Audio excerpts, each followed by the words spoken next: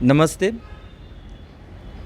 ઉનાળાની સિઝન એટલે ખૂબ જ જે છે ઉષ્ણતા અને સૂર્યદેવ પણ એના પ્રકોપને કારણે જે છે ગરમી જે છે એ આસમાને હોય છે. ગરમીને કારણે જે છે માણસમાં અનેક પ્રકારના રોગ ઉદ્ભવવા એ ખૂબ જ સામાન્ય છે. ગરમીને કારણે જે છે માણસનો સ્વભાવ જે છે એ ચીડિયાપણું આવવું, આ સાથે જ જે છે એ ગુસ્સો અનકન્ટ્રોલ થવું, એની સાથે સાથે જે છે શરીરમાં પણ વિવિધ જાતના જે છે રોગ ઉદ્ભવે છે. ચામડીના રોગ ઉદ્ભવે છે, પાચનને લઈને અનેક સમસ્યાઓ થાય છે, ઇનડાઇજેશન થાય છે, એસિડિટી થાય છે.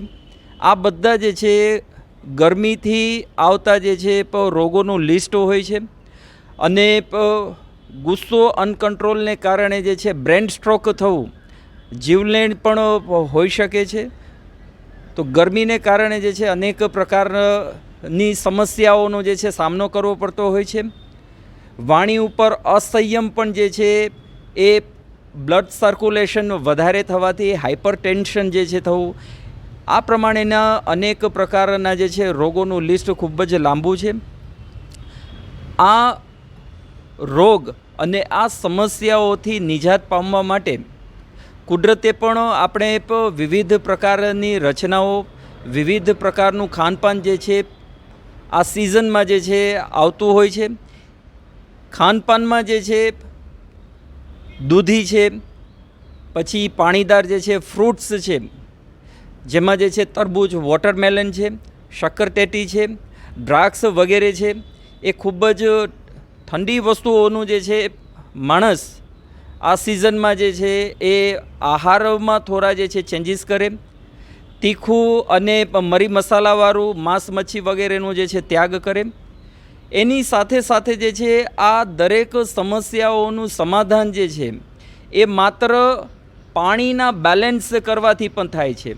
વધારે પ્રમાણમાં પાણી જે છે લોકોએ પીવું જોઈએ, કારણ કે ગરમીને કારણે જે છે પરસેવો થવું અને પરસેવાની સાથે સાથે શરીરમાંના મિનરલ્સ જે છે એ નીકળી જવું, અને એને કારણે જે છે મિનરલ્સને લઈને પણ જે છે ઘણા જ રોગ થતા હોય છે. તો લીંબુવાળું પાણી, એમાં સહેજ જે છે મધ નાખવાનું, સહેજ નમક નાખી અને પાણીનું સેવન થઈ શકે છે. એની સાથે સાથે જે છે યોગમાં ખૂબ જ ઉત્તમ સમાધાન આપેલ છે. દરેક માણસે જે છે એ યોગ પ્રેક્ટિસ જે છે આ સિઝનમાં ખાસ કરવી જોઈએ. યોગમાં પણ તમે પર્ટિક્યુલર જે છે પ્રાણાયામ છે, જેમાં અનુલોમ વિલોમ પ્રાણાયામનો સમાવેશ થાય છે. ચંદ્રભેદી પ્રાણાયામ, ડાબા સ્વરથી શ્વાસને લઈ અને ડાબા સ્વરથી જે છે શ્વાસને બહાર છોડવું, આ પ્રાણાયામ પણ ખૂબ જ જે છે ઉપયોગી થાય છે. એની સાથે સાથે શીતલી પ્રાણાયામ અને સિતકારી પ્રાણાયામ, આ બંને પ્રાણાયામ જે છે ખૂબ જ અને ખૂબ જ લાભદાયક છે. એનો લોકોએ ભરપૂર લાભ ઉઠાવવો જોઈએ.